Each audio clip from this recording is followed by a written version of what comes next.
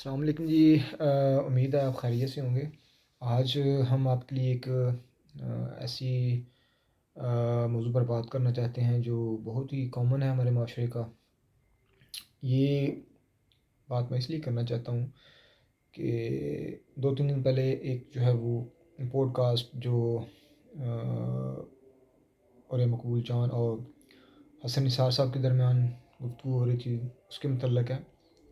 یہ ہمارے ملک کا چہرہ ہیں، وہ چہرہ ہیں جنہیں نہ صرف پورا پاکستان دیکھتا ہے، پاکستان کی بہت بڑی تعداد جو ہے ان کو فالو کرتی ہے، ان کو دیکھتی ہے، ان کی بات کو مانتی ہے۔ تو یہ ہمارے ملک کے دانشور ہیں، ٹھیک ہے، آپ سب لوگ ان سے واقف ہیں۔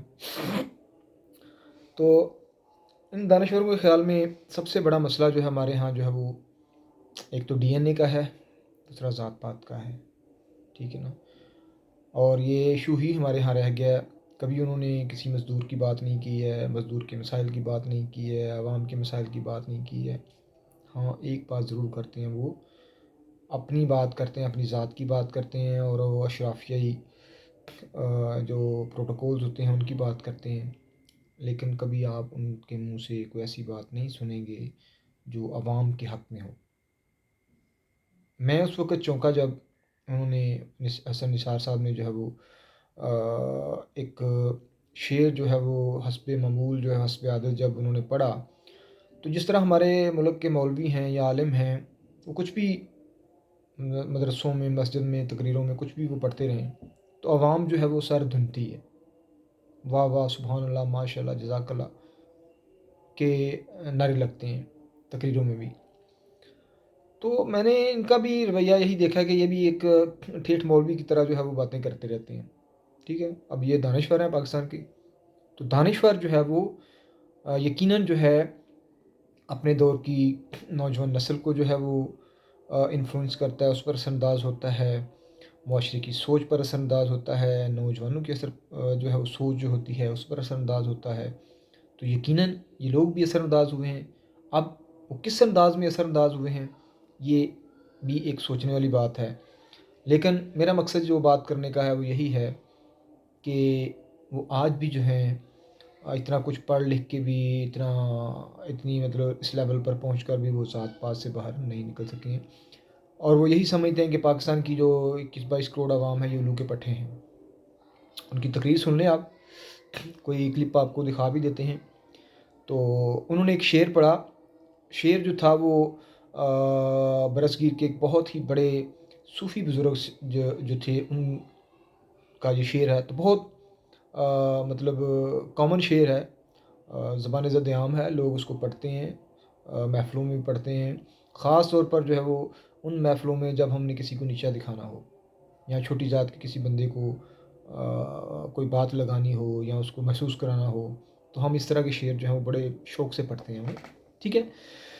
تو وہ شعر جب انہوں نے پڑھا تو میں حیران ہو گیا کہ یار ایک بندہ جو ہے اتنی ساری عمر اس کی جو ہے گزر گئی ہے پڑھنے لکھنے میں، اور اس نے کبھی یقیناً ان کے پاس جو ہے وہ سیف الملوک پڑھی ہوگی، اور وہ سیف الملوک کو پڑھتے بھی ہوں گے۔ ہو سکتا ہے یہ شعر غلط العام ہو گیا ہو، لوگ جو ہے اس کو ایسے ہی پڑھتے جو ہیں وہ آ رہے ہیں تو ایسے ہی ہو، لیکن مجھے یہ بڑی حیرانی ہوئی کہ ایک ایسا بندہ جس کو لوگ سنتے ہیں، اس کی بات اثر بھی رکھتی ہے اور وہ انفلوئنس بھی کرتا ہے لوگوں کو، وہ شعر جو ہے وہ غلط پڑھ رہا ہے۔ تو آئیے ہم آپ کو سب سے پہلے تو جو ہے دیدار کرواتے ہیں جو ہے وہ میاں محمد بخش کی کتاب کا۔ یہ اس وقت جو میرے پاس کتاب ہے اس کا جو اردو نثری ترجمہ جو کیا ہے، شعر بھی ہیں لکھے ہوئے ایک سائڈ پر، اور دوسری سائڈ پر جو ہے وہ اردو نثری ترجمہ جو ہے وہ پاکستان کے مشہور جو شاعر ہیں انور ماسود، ٹھیک ہے، انہوں نے یہ کیا ہے۔ تو سیف الملوک جو ہے وہ اس وقت میرے پاس ہے، آپ کو وہ شعر بھی دکھاتے ہیں جو حسن نثار صاحب نے جو ہے غلط پڑھا، اور جو ہے وہ ہمیشہ وہ اس کو صحیح سمجھتے ہوں گے۔ پہلے یہ آپ اس کا دیدار کر لیں، یہ جو ہے سیف الملوک ہے، آپ یہ دیکھیں، آپ کے سامنے ہے، یہ سیف الملوک ہے، آپ اچھی طرح دیکھ لیں۔ اس سیف الملوک کو جو ہے یہ بڑی ضخیم کتاب ہے، 2 جلدوں میں ہے، یہ اس کی دوسری جلد ہے، ٹھیک ہے۔ تو یہ بڑے ہی کہہ لیں کہ اچھے پیپر پر اور بڑی امپورٹنٹ پیپر پر جو ہے اس کو شائع کیا گیا ہے، ٹھیک ہے۔ تو یہ دیکھیں، میں نے اس شعر پر جو ہے وہ نشان بھی لگایا ہوا ہے، میری پرچی رکھی ہوئی ہے کہ تاکہ جو ہے اس کو شعر کو جو ہے وہ پڑھ کے سنایا جا سکے. تو یہ شعر جو اصل شعر ہے جو میاں محمد بخش صاحب کا ہے وہ ہے: نیچاں دی شنائی وچوں کسے نہیں پھل پایا، نیچاں دی شنائی وچوں کسے نہیں پھل پایا، ککر تے انگور چڑھایا ہر گچھا زخمایا، بھو جلے تا پتر پاٹے نالے سلے دانے، چوئے رس زمین پر ڈٹھی کت گن کٹے لانے.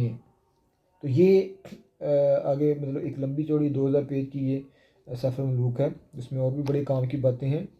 لیکن میرا مقصد جو ہے اس وقت یہی تھا آئیڈینٹیفائی کرنا کہ موصوف جو ہیں وہ شعر بھی غلط پڑھتے ہیں اور پتہ نہیں کیا کچھ کرتے ہیں، ہمیں نہیں اس بارے میں پتہ، نہ میرا یہ موضوع ہے. تو نیچاں دی شنائی وچوں فیض کسے نہیں پھل پایا، ککر تے انگور چڑھایا ہر گچھا زخمایا. اور اس کی جو تشریح کی جاتی ہے اس شعر کی وہ بھی بڑی معیوب قسم کی جاتی ہے، کیونکہ یہ جو صوفی بزرگ تھے ان کا یہ بالکل بھی مطمع نظر نہیں رہا کہ لوگوں کو جو ہے وہ لیٹ ڈاؤن کرنا، ڈی گریڈ کرنا اپنی شاعری کے ذریعے. ان کی شاعری میں جو ہے وہ ایک سبق ہے.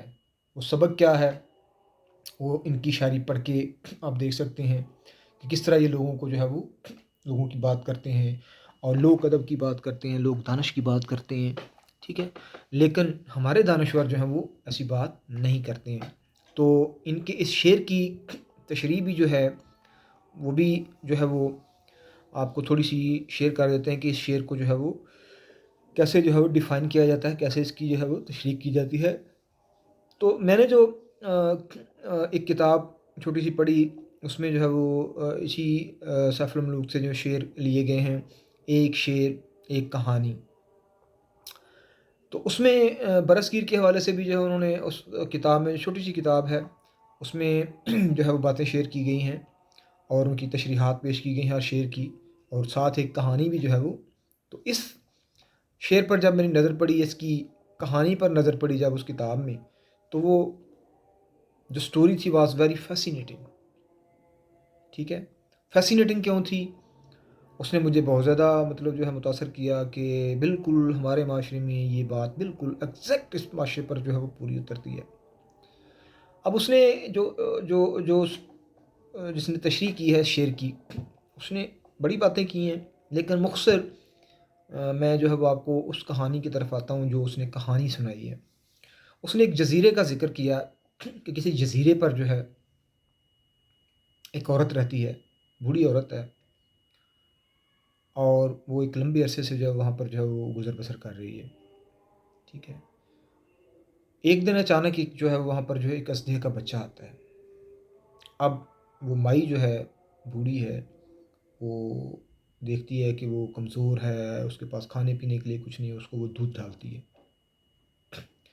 اس سے افیکشنیٹ ہو جاتی ہے، اس کو مطلب ایسوسیٹ ہو جاتا ہے وہ اژدھا جو ہے اس مائی کے ساتھ. جو ہے وقت گزرتا رہتا ہے، مائی اپنا کام کرتی رہتی ہے، دودھ ڈالتی رہتی ہے اس کو.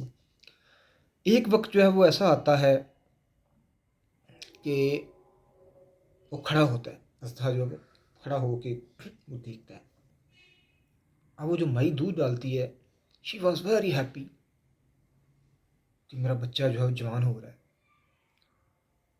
کھڑا ہو گیا ہے، دیکھ رہا ہے، مائی چلی جاتی ہے، وہ بھی چلا جاتا ہے. اگلے دن پھر جو ہے وہ وہی روٹین دہراتی ہے. کچھ دنوں بعد پھر جو ہے وہ اژدھا جو ہے وہ کچھ دیر بعد یا کچھ دنوں بعد جو ہے اژدھا پھر جو ہے وہ منہ کھولتا ہے، کھڑا ہوتا ہے. مائی پھر بڑی خوش ہوتی ہے کہ میرا بچہ جوان ہو رہا ہے، میرا بچہ لڑیاں کر رہا ہے مجھ سے. خیر وہ مائی اپنا کام کرتی رہتی ہے، اژدھا اپنا کام کرتا رہتا ہے. ایک وقت ایسا آتا ہے کہ وہ پھر منہ کھولتا ہے. آخری دفعہ جب وہ منہ کھولتا ہے تو اس کو یہ پتہ لگ جاتا ہے کہ یہ مائی کا سر جو ہے میرے منہ میں جو ہے پورا آ جائے گا. مائی پھر بڑی خوش ہے کہ میرا بچہ جوان ہو رہا ہے، لاڈیاں کر رہا ہے، منہ کھول رہا ہے، پیار کر رہا ہے مجھ سے. مائی چلی جاتی ہے. پھر جب اگلے دن آتی ہے، اب وہ اژدھا تہیا کر چکا ہے، اس کو پتہ لگ چکا ہے، اس کا میچا لے لیا اس نے، اس کے سر کا کہ اس کا سر میرے منہ میں پورا آ جائے گا تو next day I will eat up this old woman. ٹھیک ہے، تو وہ مائی چلی جاتی ہے، اژدھا بھی چلا جاتا ہے. اگلے دن مائی پھر اس کو دودھ ڈالنے آتی ہے. اب اژدہا جو ہے اسی انتظار میں تھا کہ مائی آئے دودھ لے کے اور میں اس کو جو ہڑپ کروں. تو مائی ایز یوزل جو ہے وہ دودھ اس کو ڈالتی ہے، اژدہا کھڑا ہوتا ہے اور اس کو جو ہے وہ نگل لیتا ہے. The moral of this story is that کہ جو اس کہانی میں جو سمجھانے کی بات ہے، اس شعر کو جو ایسوسیٹ کیا اس کہانی کے ساتھ جو ہے وہ کہ نیچاں دی شنائی وچوں پھل کسے نہیں پایا، ککر تے انگور چڑھایا ہر گچھا زخمایا. اصل مقصد جو ہے وہ بات کرنے کا وہ یہ ہے کہ وہ اژدہا جو ہے وہ اس لیے کھڑا نہیں ہو رہا تھا کہ میں مائی سے محبت کرتا ہوں، مائی میری دور ڈال میری احسان مندی کر رہی ہے، مجھ پر احسان کر رہی ہے. اصل معاملہ یہ تھا کہ وہ مائی کے سر کا جو ہے وہ میچا میئرمنٹ لے رہا تھا، ناپ لے رہا تھا کہ کب اس مائی کا منہ میرے میں سر جو ہے پورا آئے اور میں اس کو جو ہے کھاؤں. تو بات کرنے کا مقصد یہ ہے کہ آپ کے ارد گرد لوگ بیٹھے ہوتے ہیں جو بد فطرت ہوتے ہیں، بد ذات نہیں. ذات پات کے حوالے سے بالکل اس نے یہ صوفیہ نے اس طرح کی کوئی بات نہیں کی ہے کہ وہ نیچی ذات کے بڑی ذات کے جاؤں. اصل میں وہ بات کرنے کا شعر میں مقصد یہ ہے کہ جو ایسے لوگ ہوتے ہیں یا آپ کے ارد گرد جنہیں ہم دوست سمجھ رہے ہوتے ہیں، وہ آپ کی کمزوریاں ڈھونڈ رہے ہوتے ہیں. جب وہ آپ کی کمزوریاں ڈھونڈ لیتے ہیں، وہ ان کمزوریوں کو تلاش کر لیتے ہیں، تو پھر کیا کرتے ہیں؟ پھر آپ کی ان کمزوریوں کو استعمال کرتے ہیں اور پھر آپ کے وہ نیچا دکھانے کی جو ہے کوشش کرتے ہیں. تو اس شعر کی جو مورل سٹوری ہے یا اس کا جو لیسن ہے وہ یہی ہے کہ ایسے لوگوں سے بچیں. ٹھیک ہے، وہ آپ کو کبھی فائدہ جو ہے وہ نہیں دے سکتے ہیں، نہ ان سے فائدہ ہو سکتا ہے آپ کو، لہٰذا اس سے بچیں. تو یہ تھی ہماری ایک چھوٹی سی گفتگو تھی. جو پس منظر تھا اس کا میں نے آپ کو بتا دیا کہ کس پس منظر میں یہ میں نے جو ہے وہ بات کی ہے.